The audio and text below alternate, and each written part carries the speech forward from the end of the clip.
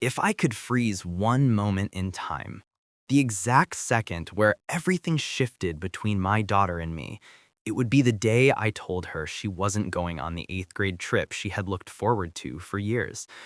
I can still picture her face, hopeful at first, confused as I spoke, and then quietly, heartbreakingly disappointed.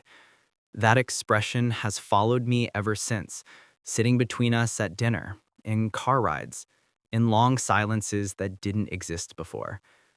My daughter, Mallory, is strong willed, imaginative, and incredibly determined. When she wants something, she throws her whole heart into it. In sixth grade, she learned about the school's big spring break trip, a week in New York City and Washington, D.C., filled with museums, monuments, Broadway shows, and late night laughter with friends in hotel rooms. She came home glowing, already planning where she would sit on the bus and which snacks she'd pack. We told her she could go. Just keep your grades up, we said. Stay out of trouble. She did everything right. She worked hard, she stayed focused, and she talked endlessly about New York like it was another planet she would someday visit. But life doesn't always move around a child's dreams. Sometimes it collides with them. During her seventh grade year, my youngest sister, Linda, got engaged. She was the last sibling in our very big, very spread out family to get married. Because of that, everyone wanted to make the event a massive reunion. Grandparents, great grandparents, cousins we barely saw anymore. The timing felt precious. Some of our oldest relatives hadn't traveled in years. Many of them said this was the first and possibly last trip they could manage. Then Linda announced the date, the exact week of Mallory's spring break trip. I remember studying the printed itinerary for the school trip while thinking about the wedding invitation sitting on the counter. Two events, both meaningful, both important, both impossible to attend together. My husband and I went back and forth, but in the end, we felt we had no choice.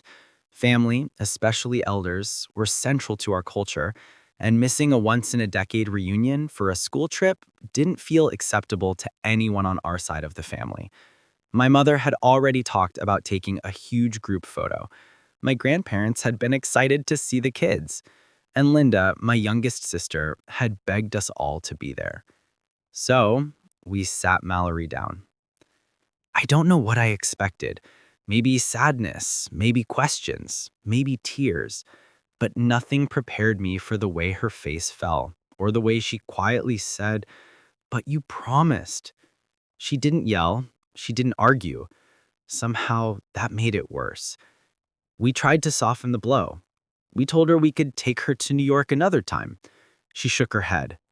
"It's not the same," she said. "I want to go with my friends."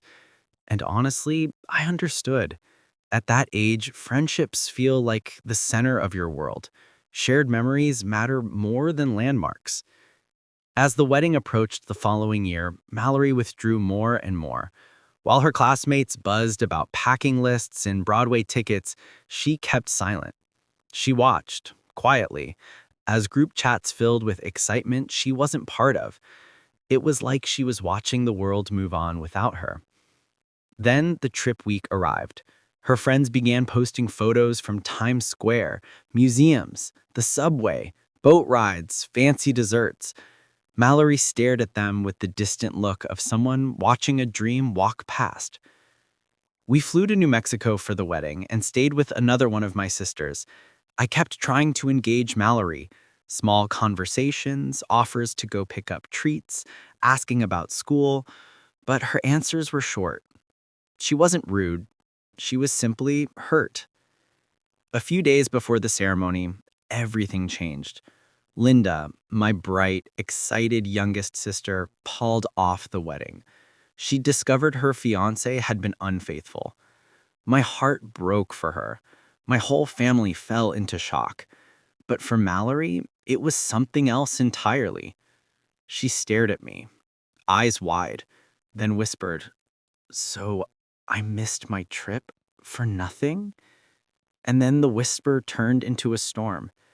She ran to the room she was sharing with her cousins and shut the door. She refused to speak to anyone. Every knock was met with silence. I tried everything.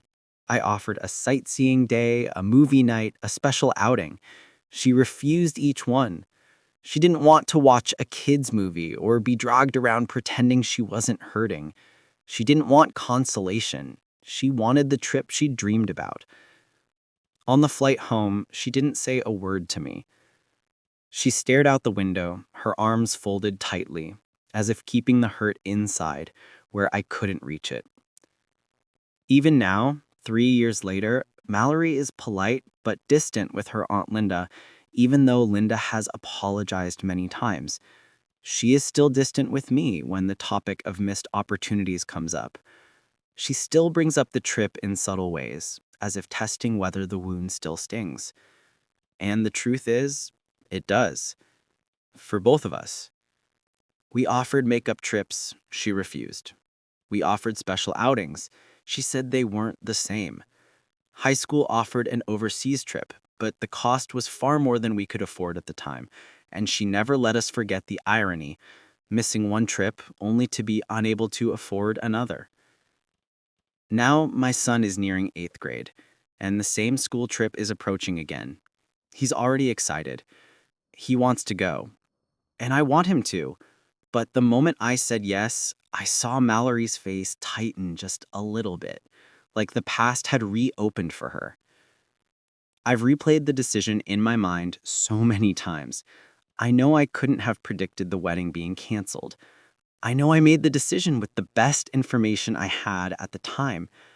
But I also know I took something from my daughter that I can't give back. I never planned to write an update, mostly because I didn't think my story would matter to anyone but my family. But something happened recently that made me confront this chapter of my life all over again, and this time with enough distance to see the full picture. 7 years have passed since the 8th grade trip incident. Mallory is now an adult, living her own life, going to college, and making choices without checking in with me first. That should feel normal, healthy even, but it doesn't. Not entirely. Because somewhere along the way, our relationship stopped being warm and easy, and I can trace much of that change back to one decision I made all those years ago.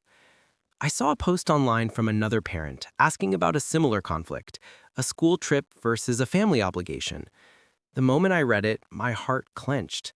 I knew exactly what it felt like to weigh something that seemed small to an adult, but monumental to a child. I wrote a comment sharing my experience, thinking nothing of it. But as I typed, I realized I was writing something far more personal than I expected, almost a confession.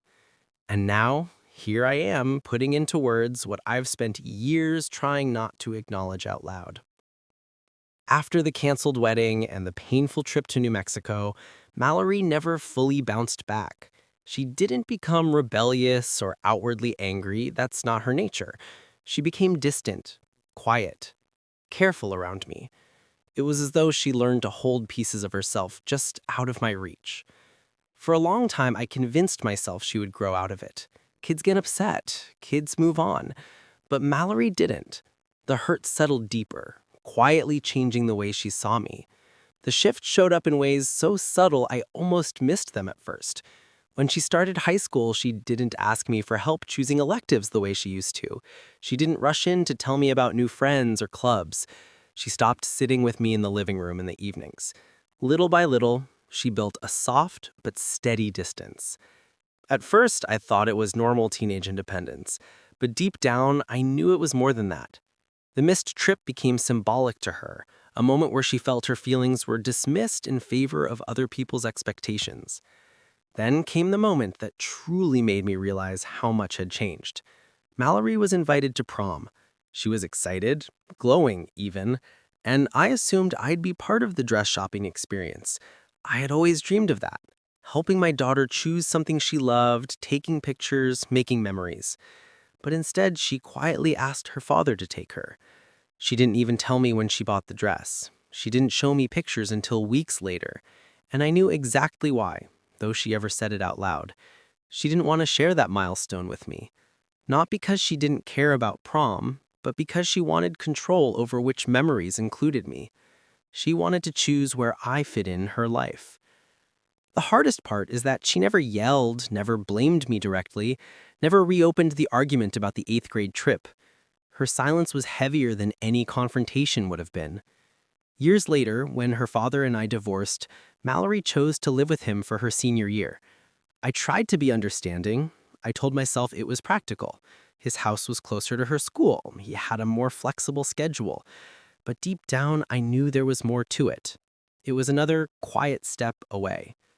She left for college soon after, and that distance solidified into something long-term. Our conversations became short, polite, predictable. I send her messages, she responds with 1 or 2 sentences. When she visits during holidays, she stays close to her brother and father and drifts politely around me. And I have learned something important. A single moment may not define a relationship, but it can reshape it. The 8th grade trip was not just a school outing, it was a memory she was meant to share with her peers, a rite of passage. Missing it made her feel left out, overlooked, and unheard. And whether I intended it or not, she carried that feeling into future moments. When I read that parent's post online, asking if skipping a child's event for a family obligation was a big deal, I felt compelled to answer honestly. And the truth is this: children remember the moments when they felt unseen. They remember when their dreams were treated as smaller than someone else's plans. I had my reasons, strong cultural reasons, family values, elder expectations. I believed, truly, that I was making the responsible choice. But Mallory only remembers the promise that was broken, the excitement that turned into disappointment, the photos of her friends in New York while she sat in a house in New Mexico feeling like she had lost something she couldn't replace. If I could go back in time, even knowing nothing about the canceled wedding, I would choose differently. I would let her go. I would take our son to the wedding alone. I would endure the questions from older relatives. I would face the uncomfortable conversations. Because the cost of disappointing a child, a moment that shapes the way they trust you, is far greater than the cost of disappointing extended family. Mallory isn't cruel. She's not punishing me on purpose. She is simply protecting herself the way she learned to after that trip. She includes me where she feels safe including me, and leaves distance where she feels distance is deserved. Our relationship is still there, just quieter, thinner, stretched in places where it used to feel warm. I hope, truly, that time will help us rebuild it. I hope she will eventually see that I acted with good intentions, even if those intentions were misplaced. I hope she knows I would take it all back if I could. And if anyone reading this is facing a similar choice between a child's once-in-a-lifetime experience and a family obligation, I hope my story can be the thing that helps you pause. Because I didn't just make my daughter miss a trip. I missed something too. The chance to show her that her experiences and her feelings mattered just as much as mine. And I'm still trying to repair the space that moment created.